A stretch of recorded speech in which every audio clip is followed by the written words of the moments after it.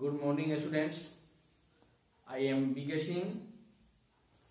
Today, I will describe you about the structure of chloroplast. Chloroplast is a cell organelles present only in case of plant cell. Chloroplast is a type of plastids. Plastids are divided into three types: chloroplast, chromoplast, and leucoplast. Chromoplast is responsible for different color of petals, flowers, etc. Leucoplast responsible for the storing of material. It means food material synthesized by the plants. And chloroplast is responsible for the formation of food material during the process of photosynthesis. Hence, chloroplast only present in the plant cells, which is autotrophs. तो यहां पर हम लोग chloroplast के structure के बारे में deal करेंगे. क्या है क्लोरोप्लास्ट, उसके जब इलेक्ट्रॉन माइक्रोस्कोप को क्लोरोप्लास्ट पर फोकस किया जाता है तो उसका स्ट्रक्चर कैसे दिखाई देगा, उसका क्या फंक्शन है, वहां पर हम लोग डिटेल में देखते हैं. क्लोरोप्लास्ट के स्ट्रक्चर के बारे में हम देखेंगे. जब इलेक्ट्रॉन माइक्रोस्कोप को क्लोरोप्लास्ट पर फोकस किया जाता है तो किस तरह से आपको दिखाई देगा. तो chloroplast is also double membranous structure. Outer membrane and inner membrane of the chloroplast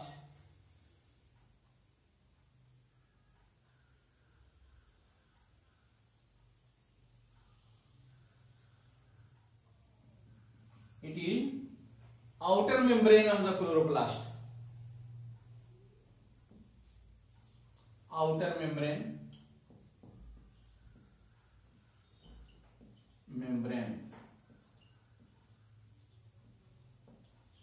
outer membrane.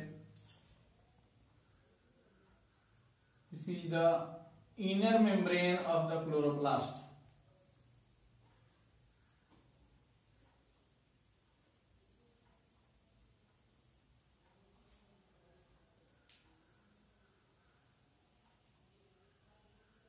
Inner membrane.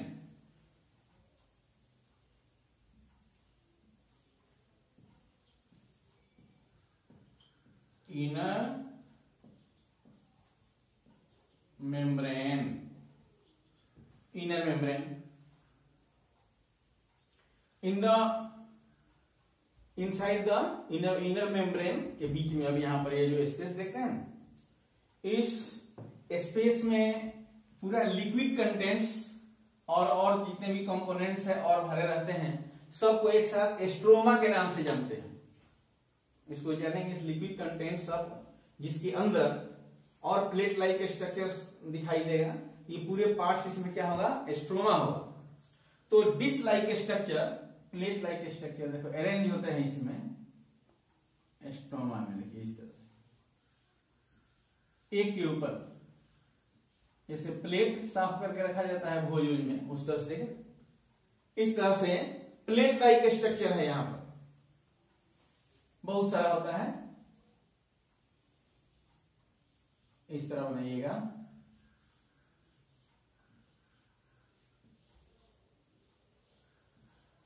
एक के ऊपर एक स्टेक अरेंज होते हैं इस तरह से.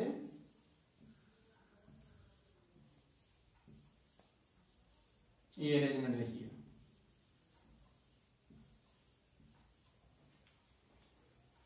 इच डिश लाइक स्ट्रक्चर, इसका प्रत्येक स्ट्रक्चर दिखाई दे रहा है ना, इसको थाइलाक्वाइड के नाम से जानते हैं. ये सबको थाइलाक्वाइड्स कहते हैं. ईच स्ट्रक्चर, एक को क्या बोलते हो, thylakoid.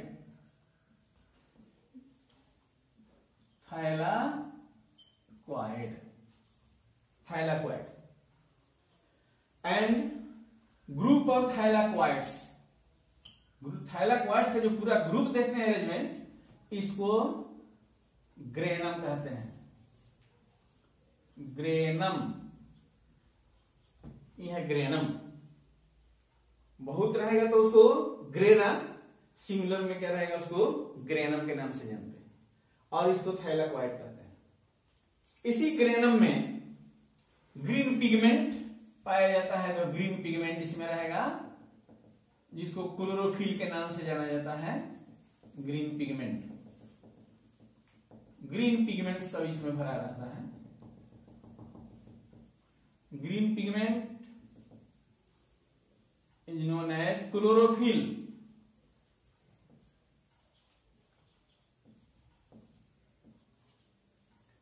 Chlorophyll, green pigment is known as chlorophyll. एक और चीज बता देते हैं आपको, क्लोरो ब्लड में, जैसे आपके ब्लड में हीमोग्लोबिन के नाम सुने हैं ना, जिसके चलते ब्लड का कलर रेड होता है, तो हीम माने होता है आयरन, तो ये आयरन मेटल पाया जाता है। उसी तरह से इस क्लोरोप्लास्ट का जो स्ट्रक्चर देखते हैं, तो क्लोरोफिल जो रहता है, यहां पर भी मैग्नीशियम मेटल उपस्थित रहता है, जो सनलाइट को ट्रैप करता है। ट्रैप करने के लिए कैटलिस्ट का काम करता है, उसको कैटलाइज करता है, सन एनर्जी को ट्रैप करता है। तो इसमें मैग्नीशियम मेटल होता है, तो सन एनर्जी को लेने का काम किसका है, यही क्लोरोफिल का काम होता है, सन एनर्जी करेगा। और फोटोसिंथेसिस की का प्रोसेस जो होता है, उसमें फोटोसिंथेसिस में जो स्टेप होता है, उसका फर्स्ट स्टेप तो होता है उसमें वैसे ऑब्जर्वेशन ऑफ सनलाइट, सनलाइट को ऑब्जर्व किया जाएगा। Then photolysis of water, water का breakdown. Photo means light, lysis माने ब्रेकडाउन। लाइट की उपस्थिति में वाटर यहां पर टूटेगा, हाइड्रोजन और किसमें, ऑक्सीजन में। वही ऑक्सीजन इसमें से बाहर निकलता है। आपसे पूछा जाए कि फोटोसिंथेसिस में, फोटोसिंथेसिस का प्रोसेस आगे भी पढ़ना है, 10th क्लास में भी पढ़ना है। जैसे फोटोसिंथेसिस में देखो CO2 ऑब्जर्व किया जाएगा एटमॉस्फेयर से, plus water, water H2O reaction में भाग लेगा, तो सनलाइट, सनलाइट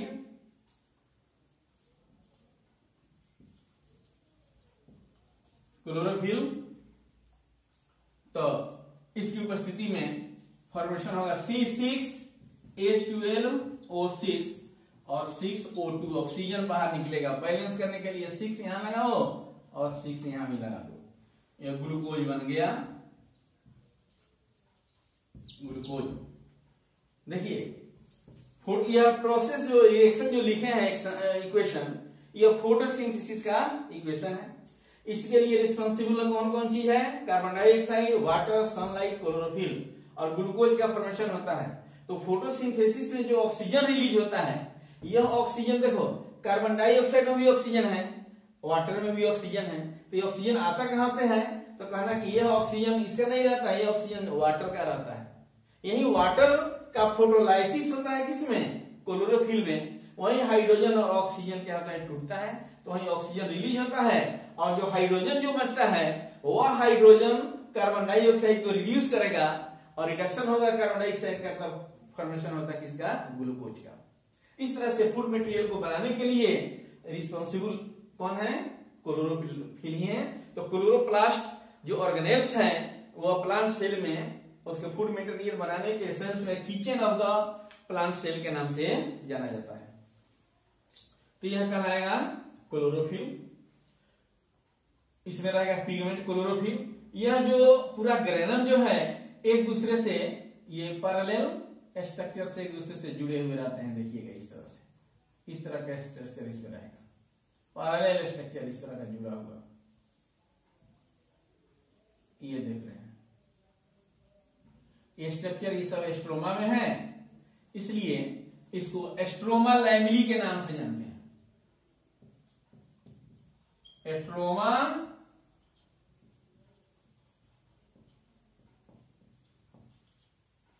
एस्ट्रोमा लैमिली। और यह पूरा एरिया जो लिक्विड से लेकर और कंटेनेंट्स, जितने भी कंटेंट्स इसमें होते हैं, सब मिलाकर सब क्या कहलाएगा, स्ट्रोमा कहलाता है। देखिए सब स्ट्रोमा,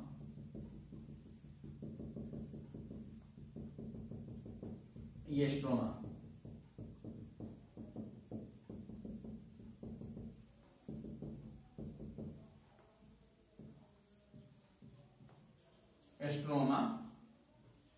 पूरा सब कंटेंट्स को उसका मैट्रिक्स भी कहलाता है,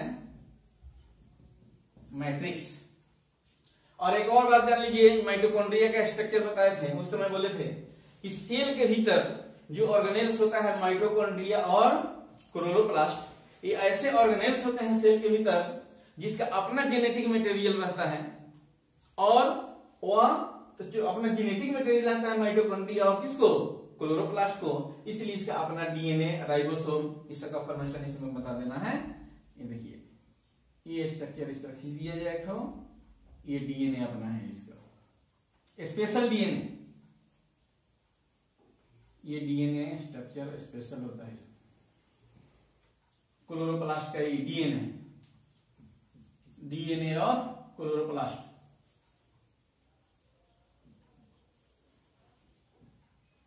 क्लोरोप्लास्ट इसमें कुछ बीड लाइक स्ट्रक्चर भी अगल बगल में यहां पर रहता है, प्रोटीन सिंथेसिस के लिए रिस्पॉन्सिबल होता है, और यही बीड लाइक स्ट्रक्चर ये राइबोसोम के नाम से जाना जाता है, राइबोसोम।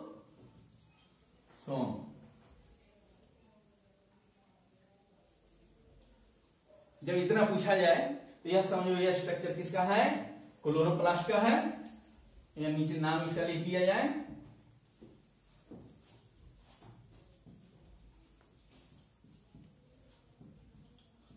Structure of chloroplast.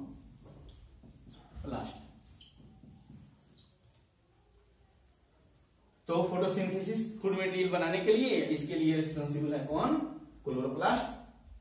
अब एक स्टूडेंट पूछे थे क्वेश्चन कि ऑस्मोसिस, डिफ्यूजन इस सब के बारे में नहीं बताया गया था, तो उस दिन हम बोले कि जब ये सब स्ट्रक्चर जो क्लियर हो जाएगा तो उस प्रोसेस को बताना है, या पूरे सेल को किसी दूसरे मीडियम में अगर हम डालते हैं ना तो उसका क्या प्रभाव वहां पड़ेगा, किस तरह से उसका क्या पोजीशन होगा। तो आउटर मेम्ब्रेन जो प्लाज्मा मेम्ब्रेन है, वो प्लाज्मा मेम्ब्रेन के फंक्शन के आधार पर उस प्रोसेस को बताएंगे।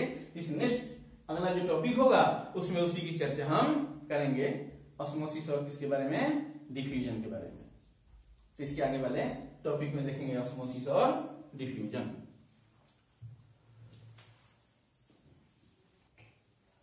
अब तो क्लोरोप्लास्ट के स्ट्रक्चर में कोई दिक्कत नहीं, फंक्शन बताई दिए, फोटोसिंथेसिस के लिए रिस्पॉन्सिबल है। और भी अगर कुछ प्रॉब्लम हो रिलेटेड इस टॉपिक से तो हमसे आप कांटेक्ट कर सकते हैं।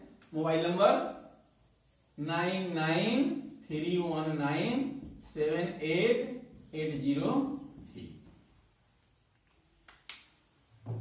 आगे अब देखेंगे।